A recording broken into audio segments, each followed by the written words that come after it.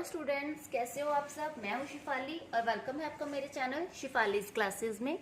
आज मैं आपके लिए लेके आई हूं एक बहुत ही इंटरेस्टिंग सा टॉपिक, बहुत ही इंपॉर्टेंट भी है।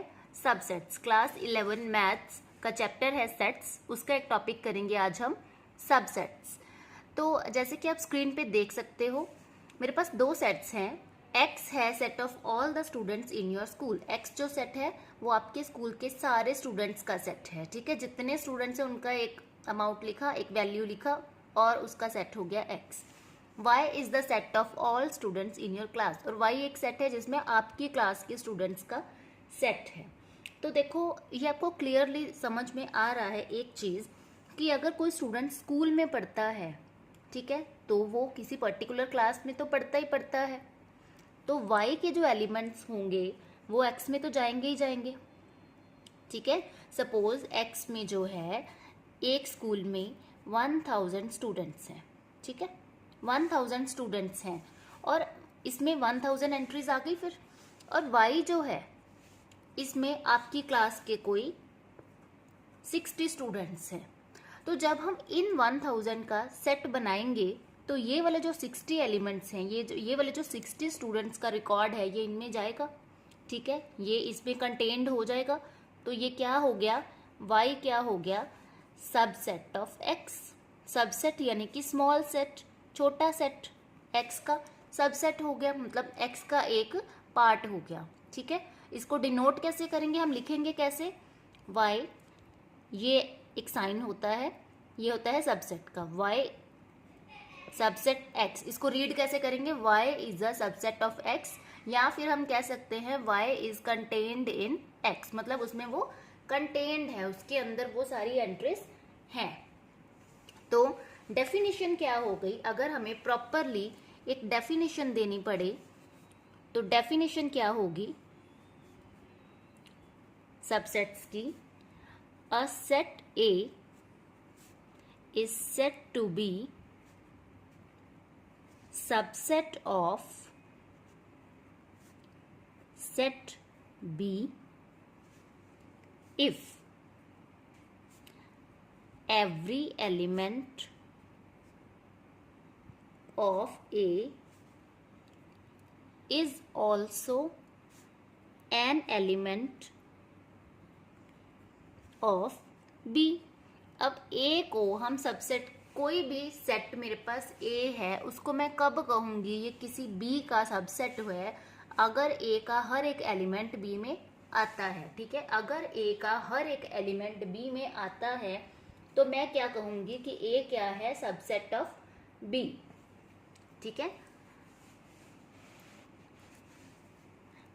सपोज एक एग्जाम्पल लेके बताती हूँ। जैसे सपोज A कोई एलिमेंट है जो A को बिलोंग करता है, ठीक है। A कोई एलिमेंट है जो कि A को बिलोंग करता है, तो A किसको बिलोंग करेगा, फिर ये वाला A B को भी बिलोंग कर जाएगा, ठीक है। देन होगा मेरे पास A is subset of B, तो हम कह सकते हैं A is subset of B। और अगर इन केस ऐसा होता है कि ये एलिमेंट, सपोज A में ऐसा एलिमेंट है जो B में नहीं है, तो मैं क्या लिखूंगी, A is not a subset of B, और उसको रिप्रेजेंट कैसे करेंगे, ऐसे, ठीक है, ये वाला सिंबल हो जाएगा। फिर इसका मतलब होता है A is not a subset of B। अच्छा, अगर A सबसेट है B का, सपोज करो A मेरे पास सबसेट है B का, और कंडीशन ऐसी बन जाए कि B भी सबसेट हो जाए A का, ठीक है। A सबसेट हो जाए B का, B सबसेट हो जाए A का, तो दिस इम्प्लाइज, ये साइन जो होता है इसका नेम होता है दिस इम्प्लाइज, इसको हम बोलेंगे this implies A is equal to B। अगर A सबसेट है B का, B सबसेट है A का, मतलब A का हर एक एलिमेंट B में प्रेजेंट है और B का हर एक एलिमेंट A में प्रेजेंट है, तो मैं क्या बोलूँगी, ये दोनों सेट्स क्या है, इक्वल हैं। क्योंकि आपको याद होगा इक्वल सेट्स के बारे में भी हमने किया था कि अगर A का हर एलिमेंट B में प्रेजेंट हो और B का हर एलिमेंट A में प्रेजेंट हो तो वो सेट्स कौन से होते हैं, A इक्वल सेट्स, ठीक है। इसको ऐसे लिखेंगे A is equal to B। अब नेक्स्ट है, देखो, जैसे हम किसी सेट A की बात कर रहे हैं, ठीक है, इसके हमने सबसेट निकालने हैं, तो इसके दो सबसेट्स तो होते ही होते हैं। अगर हमें बोल दिया जाए कि किसी ये कोई सेट दे दिया जाए कि इसके सबसेट निकालो, तो इसके दो सबसेट तो बनेंगे ही बनेंगे। वो दो सबसेट्स कौन से बनेंगे? एक तो ये इटसेल्फ, ये सेट अपने आप का सबसेट होता है, ए इज सबसेट ऑफ ए। ये एक रूल है, क्योंकि ए में तो खुद के एलिमेंट्स तो कंटेन्ड होंगे ही ना, तो हम लिख सकते हैं ए इज सबसेट ऑफ ए। तो एक सबसेट तो हो गया इसका इटसेल्फ, ये खुद। और दूसरा होता है फाई। अब फाई क्यों होता है? क्योंकि फाई के अंदर तो कोई एलिमेंट है ही नहीं, कुछ भी नहीं है। तो अगर कुछ भी नहीं है तो वो उसका सबसेट तो हो ही सकता है ना, कि कुछ भी नहीं है इसमें, ये तो कोई मैटर ही नहीं करता। तो फाई इज सबसेट ऑफ ए।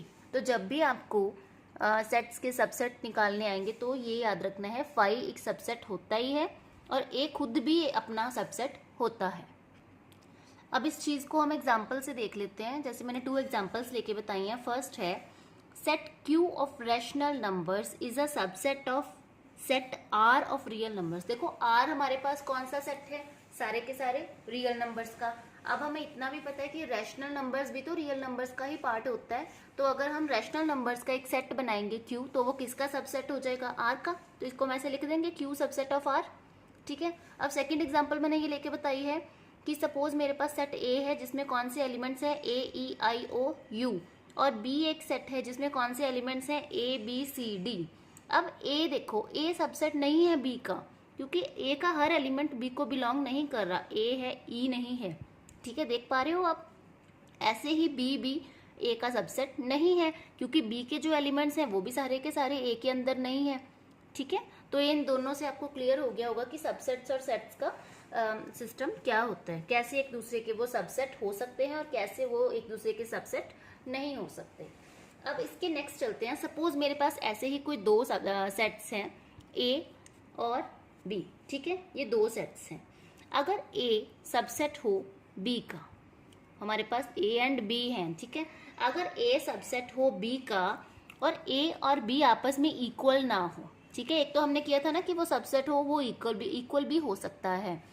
तो अगर A सबसेट है B का पर B के इक्वल नहीं है, ठीक है, B के इक्वल नहीं है, तो A क्या होगा? A is proper subset of B। तो वो उसका प्रॉपर सबसेट होगा, प्रॉपर सबसेट ऑफ B। ठीक है, अगर A सबसेट हो, ये एक चीज है आपको समझने वाली कि अगर A सबसेट है B का और A और B आपस में इक्वल नहीं है, तो हम क्या बोलेंगे कि वो प्रॉपर सबसेट है। वो प्रॉपर ही हुआ ना, क्योंकि इक्वल तो हो ही नहीं सकते। तो वो प्रॉपरली सिर्फ वो उसका सबसेट ही है और कोई रिलेशन नहीं है उन दोनों में। और B को हम क्या बोलेंगे?